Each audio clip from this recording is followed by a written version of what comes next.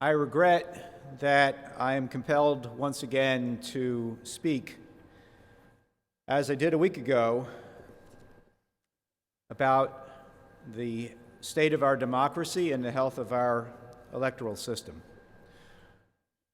But I am indeed compelled to do so because even over the course of that last week,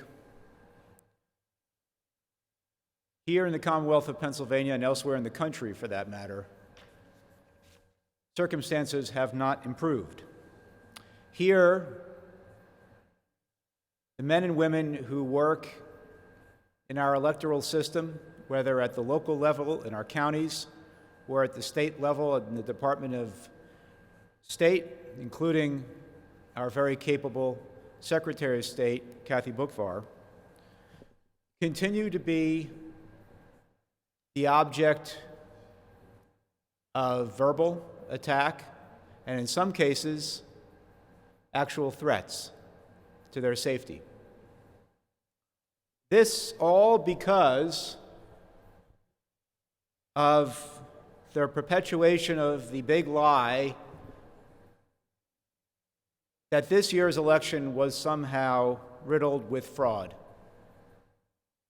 that somehow the outcome that resulted in the election of Joe Biden to become the 46th President of the United States was somehow lacking in integrity and illegitimate. Those claims continue to be made despite the fact that in state after state, Secretaries of State, Republican and Democrat alike, have repeatedly said that the election went off without a hitch. And that is indeed an incredible commentary when you think about the fact that not since 1864, when we held a presidential election in the midst of a civil war, did the country face the task of having to hold a major election during a time of crisis, in this case, a health crisis, the global pandemic. And yet, as an everlasting testament to the patriotism,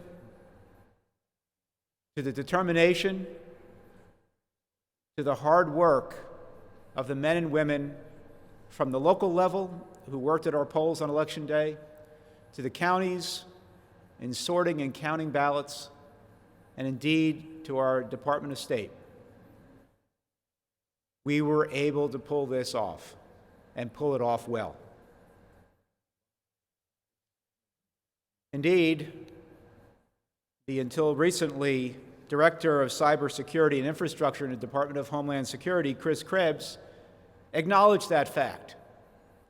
And he said, I quote, "No evidence that any voting system deleted or lost votes, changed votes, or was in any way compromised." That was his conclusion. And he's right. And because he had the audacity to speak out and make that statement based on facts, not lies, but on facts, he was summarily dismissed by Donald Trump. And he was dismissed in a tweet, not even given the respect of being called or called into the Oval Office. So here are the facts. We have a system that worked incredibly well, that was not hacked because of the hard work of the men and women at the federal level and throughout our states. We have a system that works so well that despite the largest number of ballots cast in the history of our country, and despite a global pandemic that has caused so much disruption here in the United States and throughout the world, The election was able to occur, the votes were counted, and Joseph Biden was elected President of the United States. But despite all that, the supporters of the president continue to push conspiracy theories, continue to push the lie that somehow this election was stolen. That lie is bad enough for what it does to the strength and the foundations of our democracy, as I discussed last week. That is dangerous enough for our country moving forward. But when the lie is also used to target individuals, to make men and women who are true public servants, who do not ordinarily step out in front of cameras, who don't seek attention, whose only goal is to get up in the morning and do their job and do it well for the men and women of our country, of all the people of our country, to put those people in a situation where they have to fear for their own safety, they have to fear for the safety of their children, of their families, all because of the concerted effort to perpetuate the lie that somehow this election was stolen. That is the moment in which we find ourselves, Mr. President. That is beyond the danger that our democracy faces. That is the affront to the people who have served us so well and who deserve our thanks, not our ridicule, and certainly not threats to their well-being. Not proposed demonstrations in front of their own homes. Not having to worry about getting out of the house in the morning and facing an angry mob.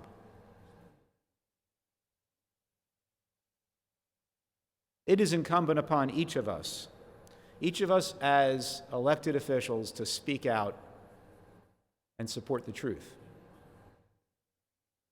Support these public servants. Support the truth that our election worked and that it resulted in the election of a new president who, despite current attempts to stymie his transition into office, will indeed take office at noon on January 20th, 2021.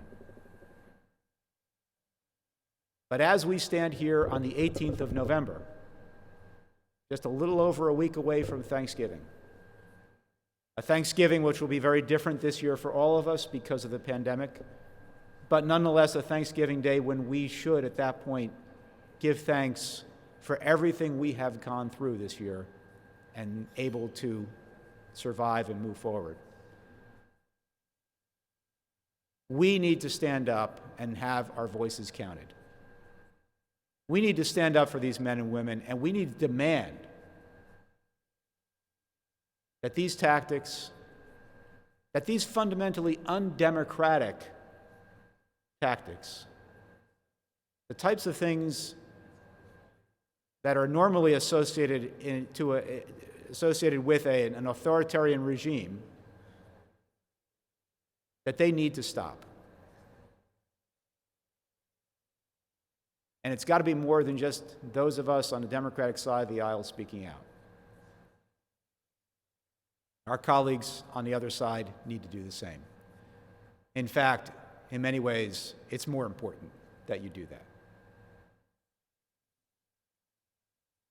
Mr. President, I hope that a week from today, if not sooner, we will see these incidents starting to recede. I hope that a week from today, we will see broad acknowledgement that the election was undertaken with integrity, and without fraud, and that Joe Biden was indeed elected President of the United States, and that an orderly transition of power can proceed. I hope those things, but I know hope is not enough. We need to act and speak out as well. And I urge all of my colleagues to do exactly that. Thank you, Mr. President.